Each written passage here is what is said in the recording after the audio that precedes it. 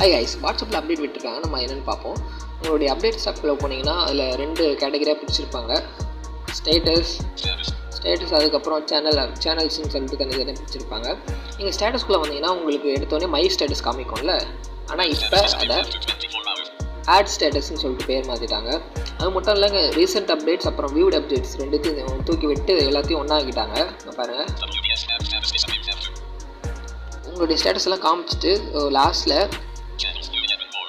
View 11 மோர் அப்படின்னு சொல்லிட்டு காமிக்குதுல்ல. அதாவது வாட்ஸ்அப்பில் குரூப்ஸ் எதாவது இருந்தால் அதில் லாஸ்ட்டில் மெம்பர்ஸ் அதிகமாக இருந்தால் வியூ மோர் அப்படின்னு சொல்லிட்டு காமிக்கும்ல. ஸோ அதேமாரி ஆப்ஷன் நீங்கள் கொண்டு வந்துட்டாங்க, அந்த ரெண்டுத்தையும் தூக்கி விட்டு.